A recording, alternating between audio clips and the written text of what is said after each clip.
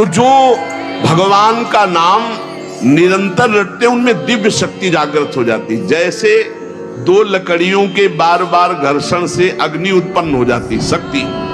देखो ना, दो पत्थरों को आप रगड़िए तो उनमें चिंगारी पैदा हो जाएगी। तो दिव्य चिदानंदमय नाम जब हमारी जिह्वा पे रगड़ होती है, उसमें ऐसी महान शक्ति जागृत होती। ज्ञान, भक्ति, वैराग्य, विपत्ति, दुख का नाश सब। भगवान कितने समीप है, आपके समीप इतने कि उनसे ज्यादा कोई समीप नहीं है, बहुत नजदीक। जो अनुभव करना चाहो, हमारे प्रभु की यही मानता है। इस खंबे में है तो यही मिलेंगे आपको, और हृदय में है तो यही हृदय में मिलेंगे, और बद्री नारायण में मिलेंगे तो बद्री नारायण में ही मिलेंगे। जहां जैसी भावना करोगे वैसे ही भगवान मिलेंगे। और सर्वत्र है तो सर्वत्र, फिर यहां भी है। नाम जप सब कुछ इसी से प्राप्त हो जाएगा, विश्वास कर लीजिए। तो लोग पूछते हैं कौन सा नाम जप करें, तो पहली बात है कि जो आपके गुरु ने नाम दिया है वो नाम जप करो। यदि आपने गुरु नहीं बनाया तो जो नाम आपको भगवान का प्रिय हो, राम कृष्ण हरि शिव, जो नाम आपको प्रिय हो नाम जप करो। वो आपको गुरु से मिला देगा, गुरु मंत्र दिलवा देंगे, वो आपको भगवत प्राप्ति का सब वही नाम करवा देगा। आप शुरू तो करो नाम जप करना। जिनको सौभाग्य से गुरु मिल गए हैं, अपने गुरु के द्वारा दिए हुए नाम पर आसक्त हो जाओ। और मन का एक स्वभाव है, ये बगल में कुछ लेके चलने का स्वभाव है, गुरु से हटकर कुछ लेके चलने का। ये स्तोत्र ले ले, ये नाम ले ले, ये इसका स्वभाव है। इसी स्वभाव को हटाना है। गुरु ने कहा राम तो राम, गुरु ने कहा राधा तो राधा जीवन, उसी से आप देख लेना सब कुछ प्राप्त हो जाएगा। नाम की बड़ी महिमा है। विभिन्न ग्रंथों में भगवान के विभिन्न नामों को गाया गया है। जो तुम्हें नाम प्रिय लगे, और भगवान के अनंत नाम हैं। सभी भगवान के नाम समान बलशाली हैं, पर विशेषता होती गुरु प्रदत्त नाम में।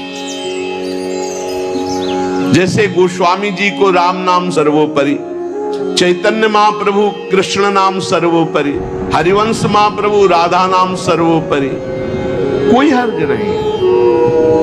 उसी एक परम तत्व के अनेकों नाम हैं, जिसको जो प्रिय लगे खूब पकड़ लो उस नाम को, जोर से बार बार उसे जपो। तो जो भगवान का नाम निरंतर रटते उनमें दिव्य शक्ति जागृत हो जाती। जैसे दो लकड़ियों के बार बार घर्षण से अग्नि उत्पन्न हो जाती शक्ति।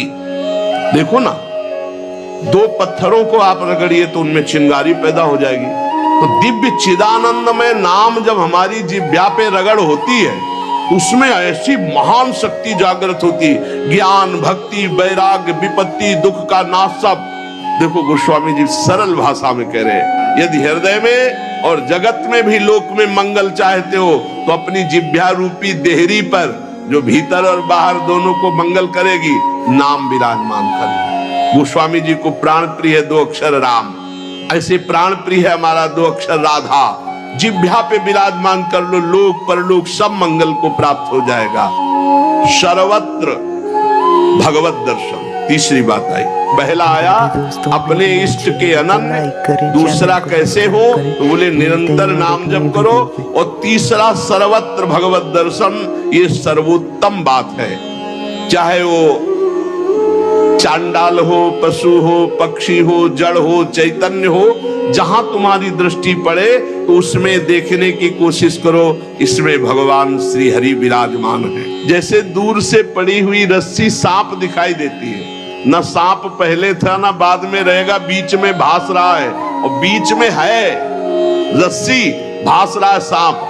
ऐसे ही ये संसार पहले नहीं था, बाद में भी नहीं रहेगा, बीच में भास रहा है, और है श्री कृष्ण, है प्रभु, और भास रहा है संसार। ये झूठा भ्रम हो गया है। स्त्री है, पुरुष है, जड़ है, चैतन्य एकमात्र भगवान बना हुआ है, जो सब में मुझको देखता है और मुझ में सबको देखता है।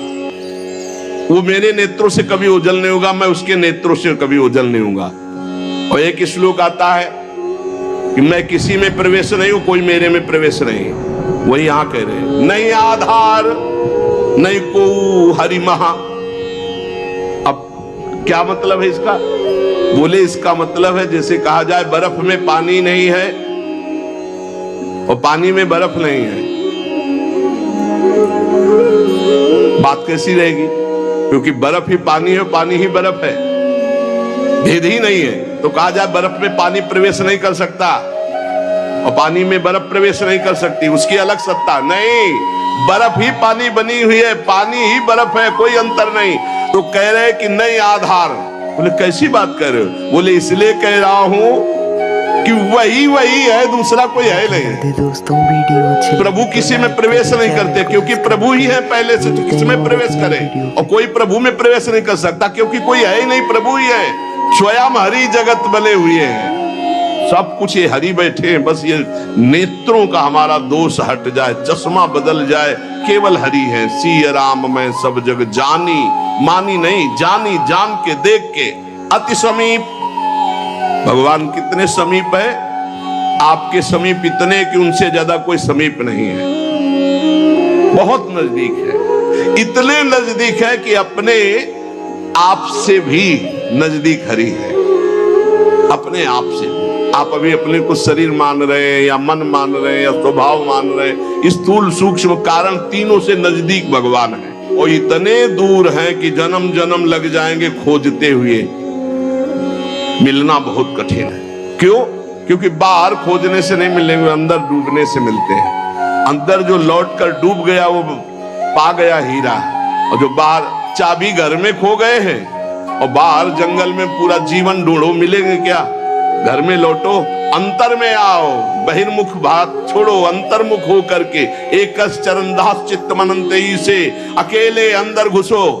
कुछ लेके नहीं जाओगे, प्रेम गलियत साकरी जितने संबंध सब ये बोझा है, नहीं ले जाओगे अंदर। अंतर्मुख अकेले होकर असंगो हम, और फिर ढूंढो तो मिल जाएगा, वही मिल जाएगा। और जब वो मिलेगा तो ढूंढने वाला नहीं रहेगा, केवल वही वो है जो अनुभव करना चाहो। हमारे प्रभु की यही मानता है, इस खंबे में है तो यही मिलेंगे आपको, और हृदय में है तो यही हृदय में मिलेंगे, और बद्री नारायण में मिलेंगे तो बद्री नारायण में ही मिलेंगे। जहां जैसी भावना करोगे वैसे ही भगवान मिलेंगे, और सर्वत्र है तो सर्वत्र फिर यहां भी है। कैसे भगवान समाये हुए हैं? जैसे दूध में घी। अब दूध में पूड़ी बनाओ, नहीं बन पाएंगी। अब प्रक्रिया है, दूध को दही जमाओ, दही का मंथन करो, मक्खन निकालो, मक्खन को सिराओ, घी आ गया। ऐसे ही गुरु प्रदत्त साधना के बिना यह दृष्टि नहीं प्राप्त हो सकती, सर्वत्र श्री भगवान है। भगवान कैसे समाये हुए? पय घृत, दूध में घी के समान। जैसे अग्नि और लकड़ी, लकड़ी में कहीं अग्नि है लेकिन घर्षण करो, अरण्य मंथन उसी को तो कहते हैं, लकड़ी के घर्षण से अग्नि पैदा हो जाती। जैसे एक छोटे से बीज में पूरा वृक्ष है, उसकी डाल भी है, उसका पत्ता भी है, उसका फल भी है, लेकिन उसको जब आप भूमि पर प्रक्रिया से गाड़े, बीज अंकुरित हो, तब आपको यह अनुभव में आएगा। आनंद समुद्र भगवान ही सब रूपों में व्याप्त है। एक बार ये दृष्टि आ जाए कि सर्वत्र भगवान है, वो भव समुद्र से पार हो गया। पर इस दृष्टि में बड़ा धैर्य की जरूरत है, क्योंकि जहां आपकी दृष्टि हुई तहां माया अपना रंग शुरू कर देगी। जब देखने चलोगे ना भगवान को, मिलते हैं और एक तो ये वीडियो द्वंद अपना आक्रमण करेंगे। कभी सुख फंसा लेगा, कभी दुख, कभी लाभ, कभी हानि, कभी मृत्यु का भयावा, कभी मान, कभी अपमान। जो इन सब में भगवान को देखता है वही निकल पाएगा। बड़ा कठिन है जब कोई अपमान करे उसमें भगवान देखे।